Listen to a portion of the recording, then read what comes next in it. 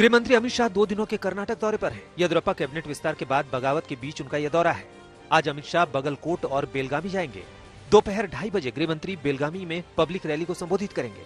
अमित शाह बेलगामी जिले में एक एथेनॉल प्रोजेक्ट का उद्घाटन करेंगे, साथ ही एक अस्पताल का उद्घाटन भी करेंगे।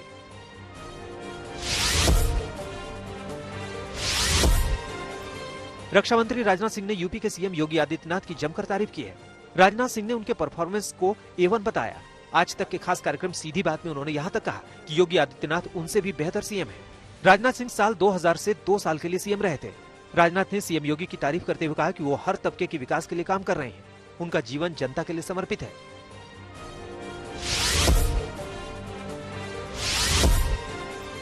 टीएमसी सांसद कल्याण बनर्जी ने एक बार फिर विवादित बयान दिया है। बीजेपी पर निशाना साधने के चक्कर में उन्होंने गैर जिम्मेदार बयान दिया है। कल्याण बनर्जी ने कहा कि जय श्री राम का नारे लगाते हुए बीजेपी के लोग महिलाओं का रेप करते हैं। हाल ही में उन्होंने सीता पर भी गलत बयानी की थी, जिसके खिलाफ बिहार के सीतामढ़ी में केस दर्ज करवाया गया। टीएमसी सांसद कल्याण बनर्जी ने कांग्रेस सांसद अधीर रंजन चौधरी को भी नहीं बख्शा। कल्याण बनर्जी ने अधीर रंजन चौधरी को बंगाल में बीजेपी का सबसे बड़ा एजेंट बता दिया। अधीर रंजन चौधरी ने सुझाव दिया था कि ममता बनर्जी टीएमसी खत्म करके कांग्रेस में विलय कर ले।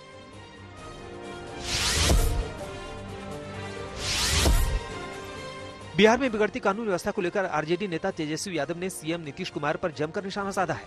तेजस्वी ने कहा है कि बिहार इंडिया का क्राइम कैपिटल होता जा रहा है। नीतीश कुमार को चेतावनी देते हुए तेजस्वी ने कहा कि अगर 1 महीने में अपराध पर नियंत्रण नहीं हुआ तो महागठबंधन के साथ वो दिल्ली कूच करेंगे।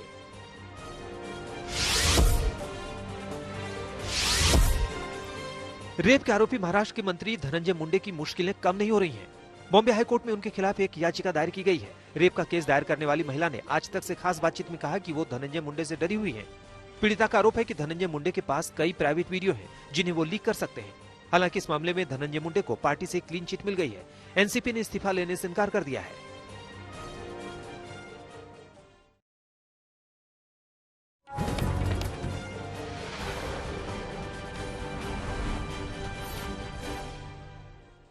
उत्तर प्रदेश के समस्तीपुर में दर्दनाक हादसा सीसीटीवी में कैद हुआ है। तस्वीरों में आप देख सकते हैं कि कैसे यहां ट्रैक्टर जा रहा था और आगे एक टेम्पो वाला चल रहा था। अचानक ट्रैक्टर को ओवरटेक करके ये बाइक सवार आगे निकलना चाहता था।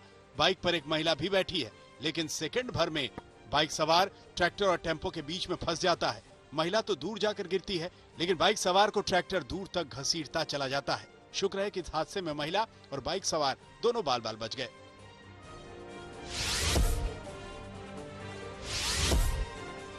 यूपी के बिजनौर में एक बर्थडे फायरिंग में एक शख्स को गोली लगी तो हड़कंप मच गया। मामला बिजनौर थाने के नूरपुर का है। जानकारी के मुताबिक नूरपुर के झिरनू गांव में एक शख्स के यहां बर्थडे पार्टी चल रही थी। बर्थडे पार्टी के दौरान यहां खुशी में गांव के ही शख्स ने गोली चलानी शुरू कर दी। इस गोलीकांड में एक 17 साल के लड़के के पैर में गोली लगी। जैसे ही गोली लगी वहां भगदड़ मच गई। घायल को अस्पताल पहुंचा दिया गया है, जबकि आरोपी को गिरफ्तार कर 325 बोर का तमंचा बरामद कर लिया गया है।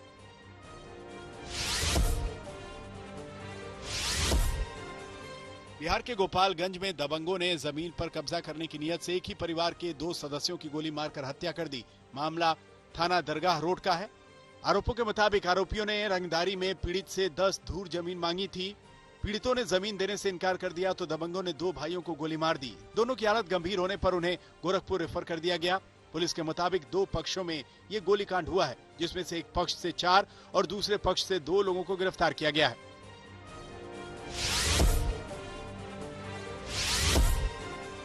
मध्य प्रदेश के उमरिया में 11 जनवरी से लापता नाबालिग वापस लौटी तो दरिंदगी की खौफनाक कहानी सामने आई। नाबालिग के मुताबिक उसका अपहरण करने वालों ने उसे बंधक बनाकर 4 दिन तक लगातार गैंगरेप किया। मामला उमरिया कोतवाली के सुभाषगंज का है, जहां पीड़िता अपनी मां के साथ किराए के मकान में रह रही थी, मगर 11 जनवरी को पीड़िता का बाजार से अपहरण हो गया था। 4 दिन बाद पीड़िता घर लौटी तो वारदात का खुलासा हुआ। इस मामले में पुलिस ने मुस्तैदी दिखाते हुए 6 लोगों को गिरफ्तार किया है। एक आरोपी की तलाश जारी है।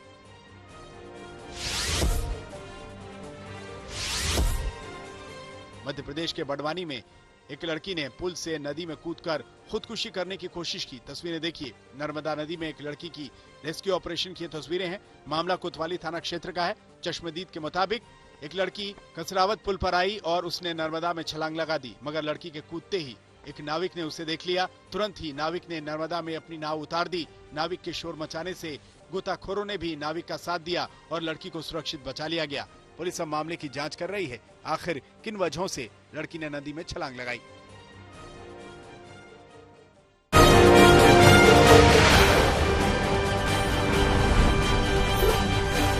इससे पहले कल देश में दुनिया की सबसे बड़ी वैक्सीनेशन ड्राइव की शुरुआत हुई। भारत ने मानव इतिहास की सबसे बड़ी बीमारी के खिलाफ निर्णायक लड़ाई का बिगुल बजाया। देश भर में 3300 से ज्यादा वैक्सीनेशन सेंटर पर एक साथ वैक्सीन लगाने की शुरुआत हुई। पीएम मोदी के संबोधन के साथ वैक्सीनेशन की शुरुआत हुई। सैकड़ों साथी ऐसे भी हैं जो कभी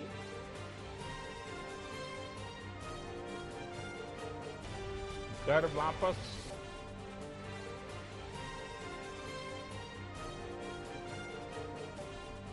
लौट ही नहीं आ पाए। उन्होंने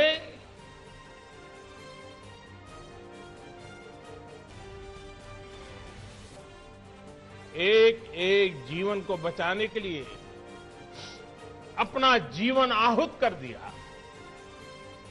इसलिए आज कोरोना का पहला टीका स्वास्थ्य सेवा से जुड़े लोगों को लगाकर एक तरह से समाज अपना ऋण चुका रहा है। पीएम मोदी ने कोरोना की तकलीफों को याद करते हुए कोरोना योद्धाओं और वैज्ञानिकों की भी जमकर तारीफ की, जिनकी कोशिशों की वजह से देश कोरोना के खिलाफ निर्णायक जंग छेड़ पाया है। आज जब हम अपनी वैक्सीन बना ली है, तब भी भारत की तरफ दुनिया आशा और उम्मीद की नजरों से देख रही है। हमारा टीकाकरण अभियान जैसे जैसे आगे बढ़ेगा, दुनिया के अनेक देशों को हमारे अनुभव का लाभ मिलेगा। देश के कई शहरों के साथ अंतर्राष्ट्रीय सरहद पर भी कोरोना वैक्सीनेशन का महाअभियान शुरू हुआ। जैसलमेर में सीमा सुरक्षा बल के स्वास्थ्य कर्मियों को टीका लगाया गया। बीएसएफ के north sector DIG A K. Singh ने अभियान की शुरुआत की।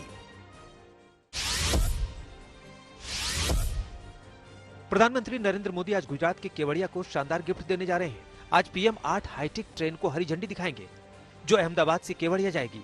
इससे दुनिया की सबसे ऊंची मूर्ति स्टैच्यू ऑफ यूनिटी तक पहुंचना आसान हो जाएगा। केवड़िया रेलवे स्टेशन भारत का पहला ऐसा रेलवे स्टेशन बन गया है जिसे ग्रीन बिल्डिंग सर्टिफिकेशन हासिल हुआ है।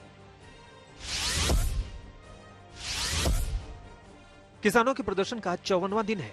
दिल्ली बॉर्डर पर कृषि बिल के खिलाफ किसान जमे हुए हैं। सुप्रीम कोर्ट के आदेश पर बनी कमेटी को लेकर आंदोलनकारी किसान संगठनों को आपत्ति है। इसी को लेकर किसान संगठनों ने सुप्रीम कोर्ट में याचिका दायर की। कल इस पर सुनवाई होगी। भारतीय किसान यूनियन ने अपनी याचिका में कहा है कि निष्पक्ष कमेटी बनाई जाए। गणतंत्र दिवस परेड की रिहर्सल आज से शुरू हो जाएगी। परेड की रिहर्सल 4 दिनों तक होगी। सुबह 9 बजे से 12 बजे तक रिहर्सल का कार्यक्रम है। रिहर्सल को देखते हुए इंडिया गेट के करीब ट्रैफिक डायवर्ट किया गया है। दिल्ली के पुलिस कमिश्नर ने सुरक्षा की तैयारियों का जायजा लिया। इस साल गणतंत्र दिवस के मौके पर राजपथ पर 32 झांकियां दिखाई देंगी। इनमें से 17 राज्यों की झांकी है। 55 वर्षों में ऐसा पहली बार होगा जब गणतंत्र दिवस परेड पर विदेशी चीफ गेस्ट नहीं होंगे।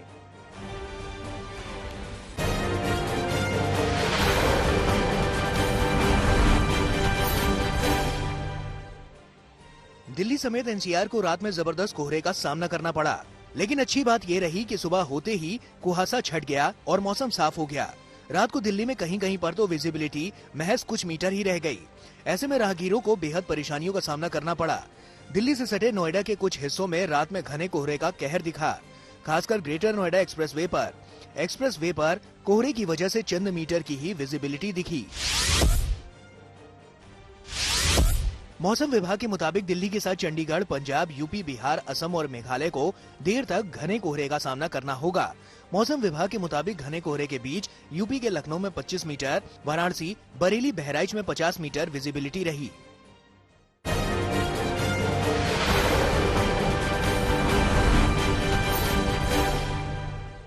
पहाड़ों पर भी जमाने वाली ठंड और बर्फबारी का दौर जारी है।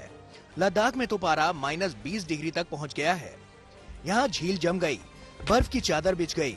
धूप में भी बर्फ पिघल नहीं पाती। एलएसी पर तनाव कम होने के बाद सैलानियों के लिए भी इलाका खोल दिया गया है और इस जमाने वाली ठंड में भी सैलानी पहुंचने लगे हैं। आइस हॉकी के रिंग में सैलानियों की भारी भीड़ है।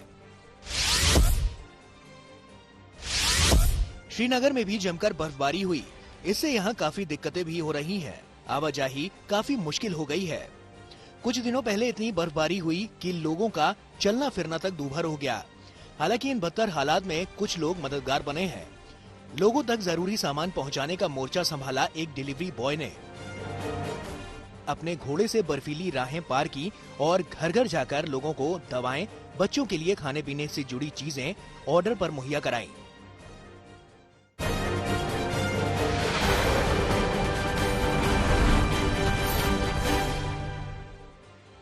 मध्य प्रदेश के बैतूल में हत्या का हैरान करने वाला मामला सामने आया है।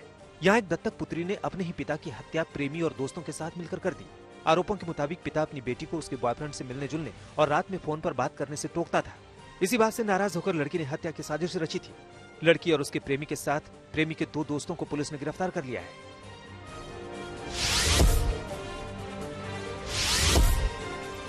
बिहार के सासाराम में गोलीकांड की तस्वीरें कैमरे में कैद हुई है। दरअसल दर्जन भर लोग एक दूसरे पर टूट पड़े। इसी मारपीट के बीच एक पक्ष ने फायरिंग शुरू कर दी। पूरा मामला जमीन से जुड़ा हुआ है। मारपीट में दोनों तरफ से लोग घायल हुए हैं। गोलीकांड की तस्वीरें सामने आई तो पुलिस ने कार्रवाई करते हुए दोनों पक्षों से कुल 9 लोगों को गिरफ्तार किया है।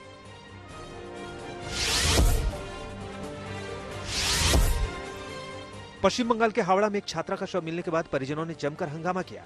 मामला नजीरगंज थाना क्षेत्र का है। परिजनों के मुताबिक 22 साल की छात्रा 5 जनवरी को घर से लापता हो गई थी और 16 जनवरी को एक तालाब में छात्रा का शव मिला था, तो परिजनों का गुस्सा फूट पड़ा। परिजनों ने पुलिस पर आरोप लगाते हुए कहा कि पुलिस ने कार्रवाई की होती तो उनकी बेटियां जिंदा होती। घर वालों ने थाने का घेराव किया और इंसाफ की मांग की। अब पूरे मामले की तहकीकात में पुलिस जुट गई है।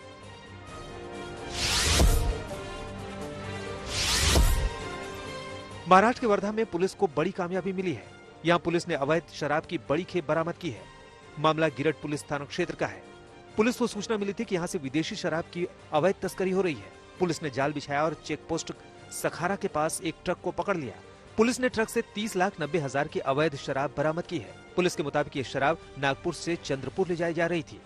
आपको बता दें कि चंद्रपुर में शराब पर बैन लगाया गया है। अब पुलिस आरोपियों से पूछताछ कर रही है कि वो किसके लिए तस्करी करते हैं और तस्करी का सरगना कौन है।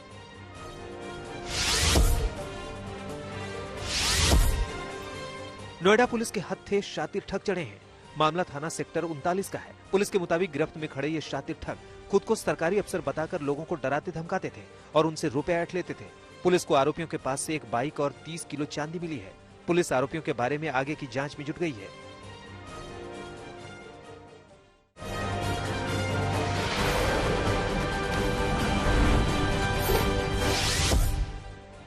अमेरिका में जो बाइडेन के राष्ट्रपति पद की शपथ लेने से पहले ही राष्ट्रपति डोनाल्ड ट्रंप व्हाइट हाउस छोड़कर चले जाएंगे। अमेरिकी मीडिया के मुताबिक जो बाइडेन अगले हफ्ते बुधवार को राष्ट्रपति पद की शपथ लेंगे। इसी दिन सुबह ही राष्ट्रपति ट्रंप वॉशिंगटन डीसी छोड़कर फ्लोरिडा चले जाएंगे। अमेरिका में कोरोना महामारी से जान गंवाने वालों की संख्या 4 लाख के पार हो गई है, जबकि 2,41,00,000 लोग कोरोना की चपेट में आ चुके हैं। अमेरिका में महज एक दिन में ही 3,756 लोगों की मौत हुई है, जबकि 2,45,000 नए संक्रमित हुए हैं। यूरोप के सबसे अमीर देश जर्मनी में भी कोरोना महामारी ने कहर ढा दिया है। यहाँ महामारी की चपेट में आने वाले लोगों की संख्या 20 लाख को पार कर गई है, जबकि 46,000 से ज्यादा लोगों की जान जा चुकी है। जर्मनी में पिछले 24 घंटे में ही 1,000 से ज्यादा लोगों की मौत हुई है। इटली की राजधानी रोम में कोरोना प्रतिबंधों के बावजूद रेस्तरां मालिकों ने अपने रेस्टोरेंट खोल दिए। रेस्तरां मालिकों का कहना है कि देश में लगातार जारी प्रतिबंधों की वजह से उनका बिजनेस चौपट हो गया है और वो भीषण गरीबी की दलदल में फंसते जा रहे हैं। रोम में शाम 6 बजे के बाद रेस्तरां खोलने पर प्रतिबंध है। फ्रांस में कोरोना वैक्सीनेशन को झटका लगा है। पेरिस के कई अस्पतालों में समय पर वैक्सीन की सप्लाई नहीं हो पा रही है। फ्रांस के स्वास्थ्य मंत्री के मुताबिक अमेरिकी दवा कंपनी फाइजर से समय पर वैक्सीन नहीं मिल पा रही है, जिसकी वजह से टीकाकरण में देरी हो रही है। रूस में कोरोना महामारी के बीच स्कूलों को खोल दिया गया है। पहले दिन बड़ी संख्या में बच्चे स्कूल पहुंचे। राजधानी मॉस्को के स्कूलों में कोरोना से बचाव के हर उपाय किए गए हैं। क्लासरूम में सोशल डिस्टेंसिंग से लेकर सैनिटाइजर तक की व्यवस्था की गई है। लैटिन अमेरिकी देश मेक्सिको में कोरोना मरीजों की बढ़ती संख्या से स्वास्थ्य सेवाएं चरमरा गई हैं। मरीजों को अस्पताल में बेड तक के लिए कई दिनों तक इंतजार करना पड़ रहा है। यहाँ कोरोना से संक्रमितों की संख्या 16 लाख से ज्यादा है, जबकि 1,39,000 लोगों की मौत हो चुकी है। चिली की एक कंपनी ने ऐसा किट बनाया है जिससे कोरोना टेस्ट महज 1 मिनट में किया जा सकता है। किट बनाने वाली कंपनी का दावा है कि महज 1 घंटे में 60 लोगों का इससे टेस्ट हो सकता है। फिलहाल टेस्ट किट का इस्तेमाल बसों में चढ़ने वाले यात्रियों के लिए किया जा रहा है। अमेरिका के न्यूयॉर्क शहर में एक बस पुल से नीचे गिरकर हवा में लटक गई। इस हादसे में चालक सहित 7 लोग घायल हो गए। हादसा कैसे हुआ अभी तक पता नहीं चल पाया है। न्यूयॉर्क प्रशासन ने हादसे की जांच के आदेश दे दिए हैं। टर्की के इस्तांबुल शहर में मौसम की पहली बर्फबारी हुई है। पूरा शहर सफेद चादर में लिपटा हुआ नजर आ रहा है। साथ ही यहाँ बर्फीली हवाएं चल रही हैं, जिसकी वजह से शहर में लगातार तापमान में गिरावट दर्ज की जा रही है।